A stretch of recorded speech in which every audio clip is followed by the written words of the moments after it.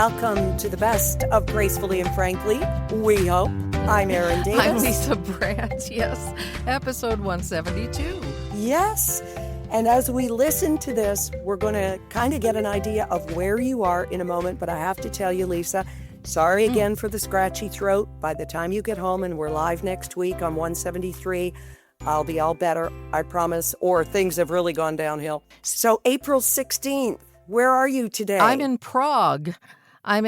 Czech Republic, or Czechia, whichever you wish to call it. And tomorrow, the 17th, I leave for Croatia. Oh, wow. Croatia is one of the most beautiful countries I've had the pleasure of visiting. So you say, and I can't wait to see it for myself. We're staying in Zagreb, which is the big city, and then we're going to the coast and look there because we thought if we want to see the old city, we should stay there. Yeah, and you'll see the old city, but you'll see all of the new roofs because, of course, they were bombed to smithereens. Yes. And I've been thinking of Croatia a lot watching Luca on the old episodes of ER. So you see how it all ties in? I managed to make it about me. Well, we have talked a lot over the course of this podcast and 172 episodes about the things that do and can go wrong in travel. Yeah, we tend to talk about this because, well, they do. Things do go wrong and we travel a fair bit. So we have an example for you from back in episode 60. And a reminder, this is before we were elbows up and Lisa and I have both joined the movement and stopped traveling to and through the USA. Mm-hmm. So that's why you'll hear a reference to Palm Springs. This is from the before times. Last week when I was coming back from California, guess what? One of my suitcases didn't make it. Of course. It's becoming an ongoing thing. And I asked you what airline, like it matters. It doesn't even matter. It doesn't matter who you're flying with. Right. Rob meets me at Victoria Airport, and he's got this bouquet of flowers. It was cute as could be. Aw. We didn't have Dottie back yet and her new sister. So we get there, and carousel's going around, and Rob looks at the app and says, nope, the other bag is in Vancouver. This may be wrong, but I think the other bag's in Vancouver. And sure enough, it was. So we go over to the baggage counter, and there's this guy, Brad. You know, that is a job you do not want. Right. When we're talking about employment, that's a job they can't pay you enough to do because you are dealing with seriously ticked off people. Yeah. We weren't. So I said to Brad, okay, so our suitcase didn't make it. We know where it is. Tell us what to do. So he said, just fill this out. Then there were people who were coming up in the kind of queue behind us. And I turned around and we chatted with them a little bit. And I said, this is Bradley. He's about to make your night a whole lot better. And the smile on Bradley's face, it's like, you see me, you appreciate what I go through. And it really made his night. And it was nice to do that because I knew it wasn't his fault, right? No. Can you imagine how many people come up to him in a day saying, fix this for me and I need my thing? Well, admittedly, when you're in your vacation or your temporary destination, you need your bags a lot more than I did. Like you and I have completely different scenarios here. You were up against it. Yeah. You also found out a great piece of trivia that most of us don't know as to why planes will leave without you. Yes. See, when I landed in Vancouver, I had to book it. Our plane was a little bit late leaving Palm Springs, and there was, an hour and a half or so. But Vancouver is an enormous airport. You have to change from international to domestic and so on and so forth, and customs and all that. So I was running. I was literally running. And then when we got to Victoria and I was chatting with Bradley, I said, all these people, fortunately, someone on our flight said there are Victoria people need to make their connection. And the flight attendant made the announcement, please stay seated so the Victoria people can get off, which was fantastic. But then you wonder if a plane is expecting a dozen or so passengers on a small flight, why wouldn't they wait? Well, we found out. You ready? Apparently, according to my associate at Victoria International Airport, the airline gets charged $1,000 a minute for every extra minute they stay in the gate past their departure time. Wow. So when you start doing the math, if it comes down to Erin misses her flight to Victoria and they got to put her on another plane, or the Smiths have to stay at the Holiday Inn or whatever, the math works in the airline's favor to let them miss the flight rather than pay the overage, the overtime. What do you think of that? Compensation would be a lot less money, and there are millions of us. They're always gonna find more passengers. Yeah. Take a few off and there more replace them in a minute. It's like killing a housefly. As we continue with episode 172, our best of Gracefully and Frankly, we want to thank you so much for all you do to be part of this show. And that is leaving voicemails at gracefullyandfrankly.com. Lisa, a couple of weeks ago, I was flying out of Victoria next to a fascinating woman named Marcia Ornstein. And we got talking about her life and my life. And she said she's going to start listening and that she would definitely be leaving us a voicemail. So Marcia, we're counting on you to leave us a voicemail. And here's how we do it. All you do is go to gracefullyandfrankly.com and you'll see the little microphone icon. It's as easy as clicking on that and starting to talk. It'll tell you everything you need to do. When you send it, be sure and give us your name and where you're talking from, and you can do it over again. You can stop in the middle. You can do whatever you want. I promise we'll make you sound like $1 million. We sure will, and thanks for doing that. Speaking of gratitude, we could not do this podcast without our sponsors, of course, Sierra Sil, which you're going to hear about in a little bit, but Envy Pillow. Kathy and Kim are RNs who are angels and started out their business. They turned down money from the Dragon's Den and just went out on their own to create this company that makes the most wonderful, sustaining pillow. It's more than you'll pay for one at, Walmart, but it will stay with you and travel with you and be your best friend wherever you are in the world. Find out more at envypillow.com. Learn about Kathy and Kim, why these pillows and everything they have are so special, and get 10% off using the code GF. We're so thankful for them and for that.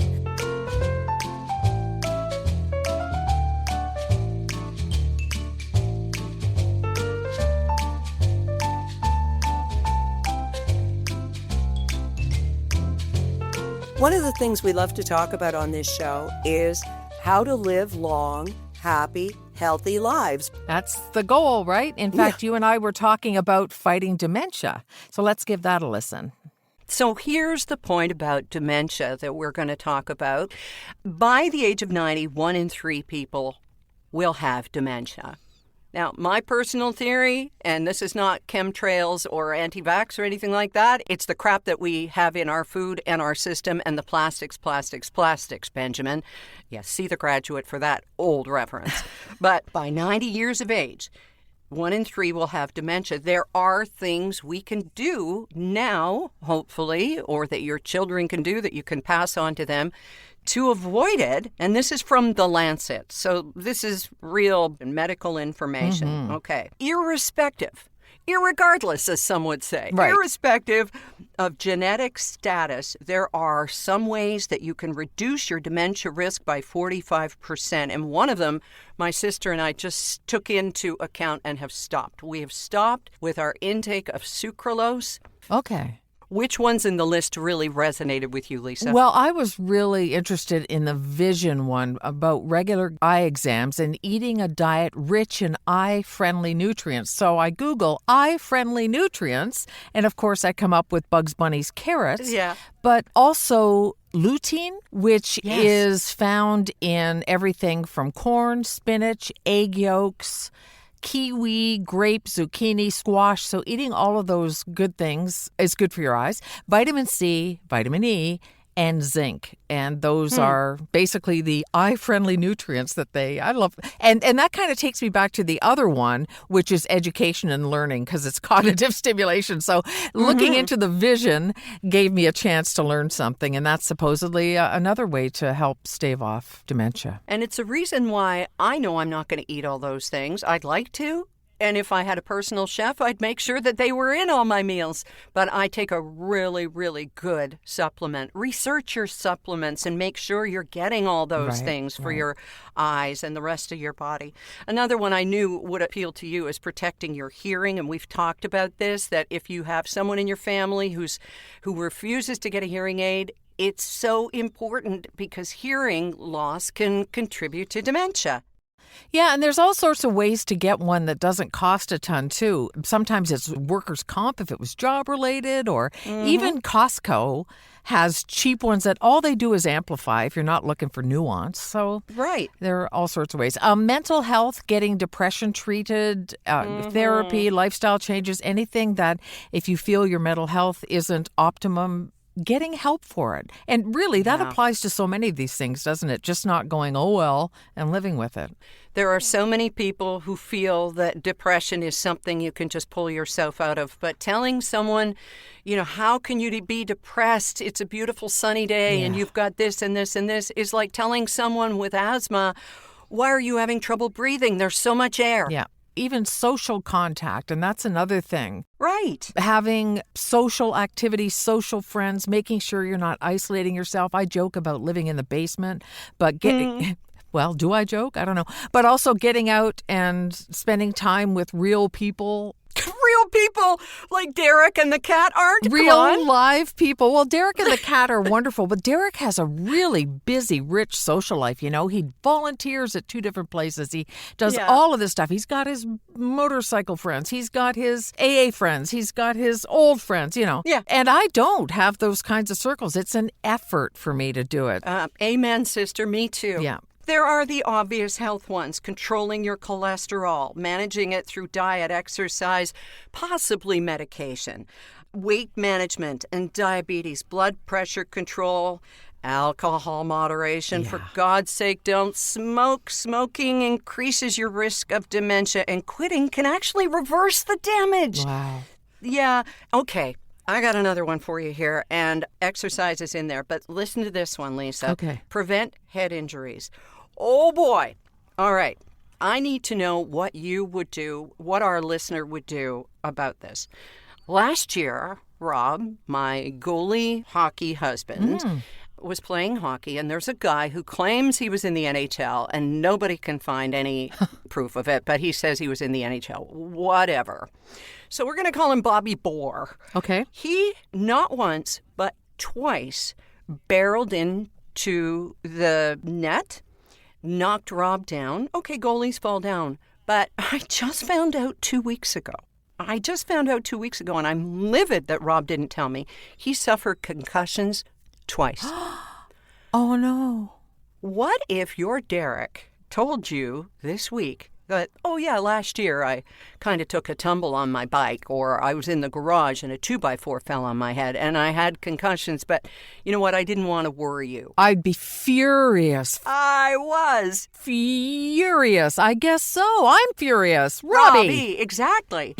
Yeah, I know. But sometimes, I joke to Derek, and I don't want anybody to think I demean men on a regular basis or anything. This is a husband just the ones that have them coming. The husbands and wife thing, where I say sometimes I have to talk to you like you're a toddler because you don't do things that are for your own good. And this is a safety issue. It's a health issue. I mean, a bang on the head, it can be anything from a little ow to fatal, and any part in between. It's bigger than he's making it even. Oh. Yeah, well, my Dateline experience tells me a subdural hematoma is possible. Oh, my goodness. I know. Everything I know is from TV. So those, in a nutshell, are the ways that you can stave off dementia. We hope that those are helpful to you. Maybe we're preaching to the choir, but we all want to do that.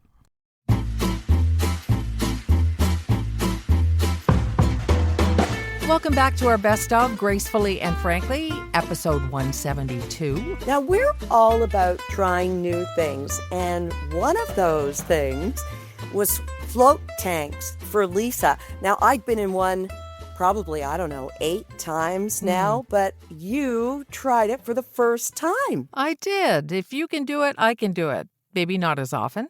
It all tied in with just how good water is for your mental health. We came across a story that really resonated with both of us because, Lisa, you go for walks and you're right there on a lake in Port Stanley. And so you know how good for your soul it is, even on a cloudy day, a rainy day, a windy day, how good that water is for your soul.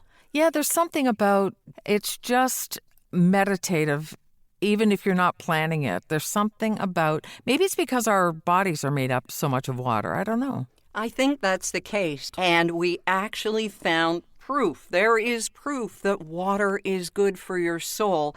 And it doesn't have to be a lake or an ocean. And we'll tell you about that in just a moment. But first to what it is, that water helps with your mood. It's blue space water sources in the form of lakes, rivers, ponds, oceans, even swimming pools can directly improve your physical and mental health. Isn't that amazing? Yeah, it is amazing. I mean, water is water, right? And it can lead to relaxation, improved social interactions, better brain health, enhanced physical activity, as in your case with Derek and doing all the walking, plus relief from stress, according to emerging research. Now, they're saying that in order to optimize your health, clinicians should consider prescribing patients spend more time in or near the water. It's called Blue Mind. And it used to be, when people said, okay, for your mental health, have a healthy diet, get lots of sleep and exercise and stress reduction. But now they're adding to that people engage in places with water sources and nature. Blue space. Isn't that amazing? And it doesn't have to be, as we say, ocean, lakes, waters, canals. It can be something as simple as what you would find in your own home. Right. And I would love to get a prescription for some lake time. Yeah, or Caribbean, right? Yeah. Anywhere, put me by a water dish. I don't care. Port Stanley, my home, has the last public space along the shore of Lake Erie.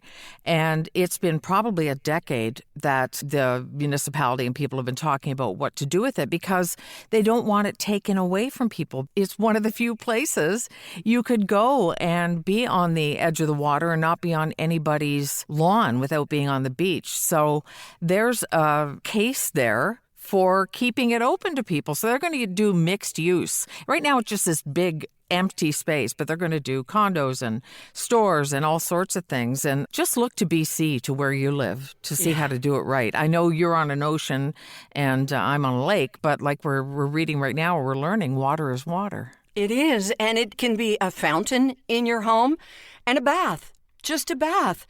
Which leads us to what Lisa for the first time last week because she asked, and it's called a float tank. Okay, so first we should explain what a float tank is. We did very briefly in our Facebook Live last week, but basically it's a big tub with a lid on it. It's aesthetically gorgeous. It's rounded and beautiful like an egg. You get in, and the water is your body temperature after you've showered. It's just an enclosed room. It's all very private. You have your shower. You use their products to get all your products off. Get in this bath. You can wear a bathing suit or be naked, whatever you like, because it's completely private. The water is lighted, or lit if you prefer, so it can be green or blue or red, whatever mood you want as you get in. Mm-hmm. And then you can have the lid closed. You can get on your knees and pull down the lid, or you can stay with the lid open. So take the experience from there, from the perspective of a newbie, because I've done it about 8 or 10 times in different places. Okay, go. Yeah, I know you love it, and I couldn't wait to try it. Okay, so I went au naturel because it is private, and it was, I don't know how to describe it, except that it's super calming. The water is kind of slippery. It's got Epsom salts in it, and it feels really good, and you don't feel at any time that it's uncomfortable or that you might drown or, there's nothing to worry about at all. You feel completely safe. The guy went through everything with me before. Now, let me be clear, I was clothed then. He went through everything with me in the room. They even have makeup remover pads and everything so you can get completely clean. And then you shower again on your way out. It was really super relaxing. And when you lay back, you literally float. Yes. I could feel my muscles in my neck where my pain center is relaxing. Yeah, it was beautiful. We should point out that there is a floating ring that you put your head on that theoretically keeps your head above the water, your ears above the water, and that makes all the difference. Some float places have a little inflatable neck pillow or something. This one's, it would look like a tiny toilet seat, and you just, you put your head in it, and it floats, and they give you earplugs. I did warn you ahead of time not to shave your legs that day because that salt, all that salt can sting like bees. The only thing I would recommend is if you have ridiculously tiny ear canals like I do. How tiny, you ask? They use infant probes when I go to the hearing doctor. Wow. My hearing canals are really small, that you get a different kind of earplug that will mold to your ear and keep it, because you don't want the salt water in your ears at all. But it's just a really serene, beautiful experience. And they pipe in your choice of 8 different music tracks as well. So beautiful spa music. I had it deep tone, and it was so relaxing. Oh, so would you do it again, I guess, is the big question. If I had the right earplugs this time, yes, I would. It's funny, you mentioned spa music, and once my hearing aids come out, it's like, is there music? I don't know. So I don't get to hear it, but that's okay. That's not their fault. I would definitely do it again. I would do it with the better earplugs for my tiny, ridiculous, as my brother calls them, mouse ears. And I would absolutely do it again, yeah. So I mostly sat, which is fine. It was wonderful. What about a claustrophobic person? It's funny because I tried it with the lid closed at first, and then I made the guy tell me where the air comes in.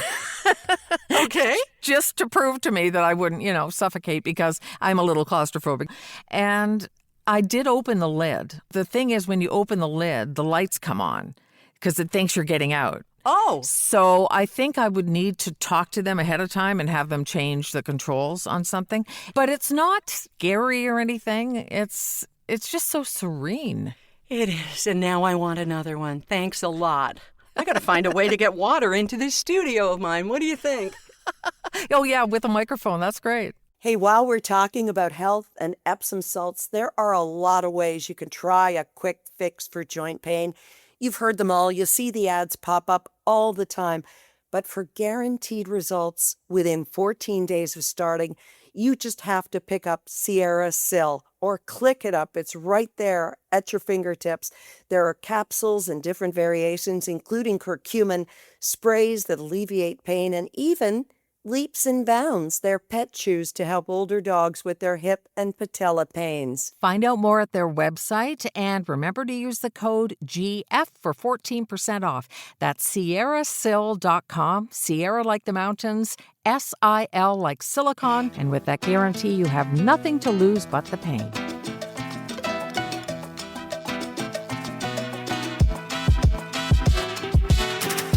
Oh my goodness.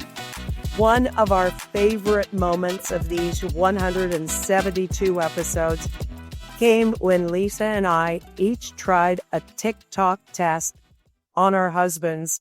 Can we talk about something completely silly this week? I'm dying to. Okay.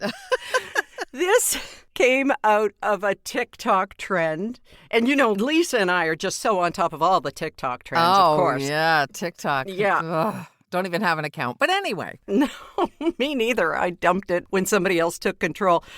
There was this test where you're supposed to be able to find out what kind of a relationship you have, whether it's kind of a relationship test. And what it is one person in the partnership points out something to the other, and then you wait and see how they react. It's called a bid for connection. So Lisa and I both tried this, and we recorded it. So you're going to hear what happened here.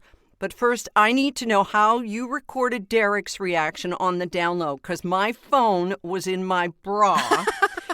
And that's why you'll hear a bit of rustling and probably echoes in my recording. So how did you record? I started my recording and just very surreptitiously slid it beside the couch on me. Mm-hmm. And he's sitting in his sort of easy chair, his leather chair. Okay. And so he didn't really know what was going on, but it was just... the look on his face was a scream. So here's the setup. you say to your significant other, I saw a bird today.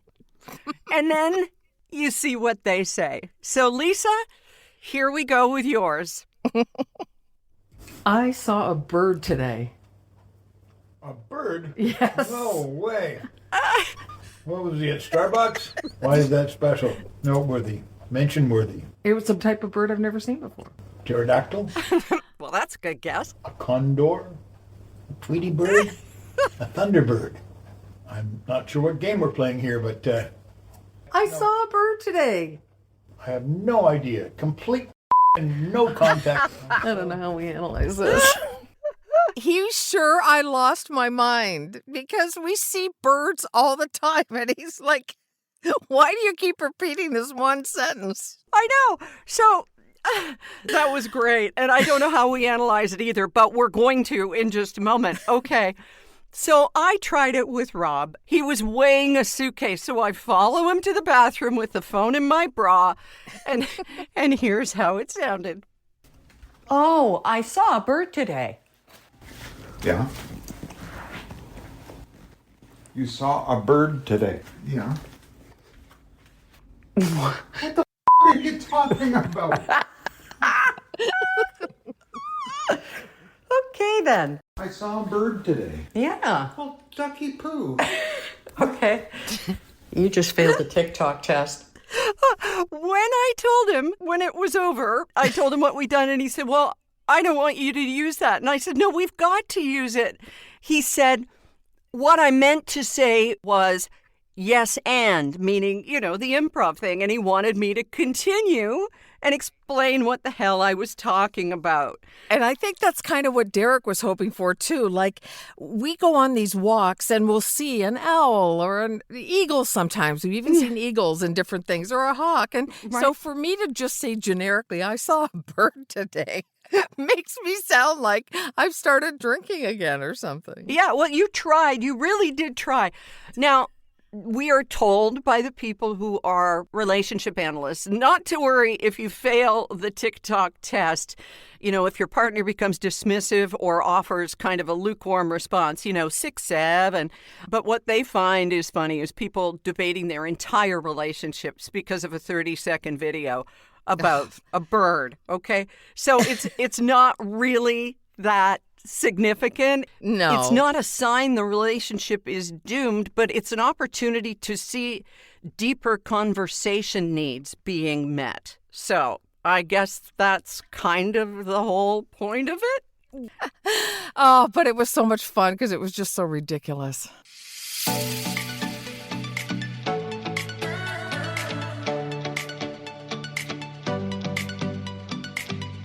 We're just about at the end of the show, but we couldn't leave without This Week in Totally Stupid or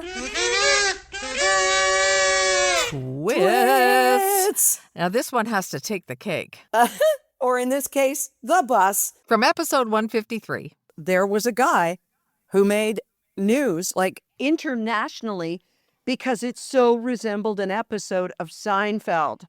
Oh, What happened was the bus driver of the Hamilton HSR, their transit, pulled over, and often they do this, and they'll leave the bus running and run in and get a coffee or something and then come back out. They have a scheduled break. Well, a guy saw this happen, and he hopped in and took off on the bus with passengers on it and went on a joyride. He not only made stops along the way, a guy tried to get on with an expired pass and he wouldn't let him. So it was like, and there were passengers on board. He drove it like a real bus driver. And then they finally got him pulled over and arrested him and took him off to the pokey. But pretty funny that nobody got hurt. He drove safely. It could have gone sideways, but it went well. yeah. Well, this whole bus story, part of the reason that this unhoused gentleman who took over the bus, part of the reason it made headlines everywhere is because it mirrored an episode of Seinfeld, which I'm sure you remember. Yes, yes. It was season 5. The episode's called The Fire. And with a little bit of background, this woman is running for the bus. She loses her pinky toe. Kramer finds the toe, wants to get it to the hospital, and the bus driver has passed out. Kramer takes control, and we'll let you hear this little clip from Seinfeld. Now I'm driving the bus. Then the mugger, he comes to and he starts choking me. So I'm fighting him off with one hand and I kept driving the bus with the other, Then I managed to open up the door and I kicked him out the door, with my foot, at the next stop. You kept making all the stops?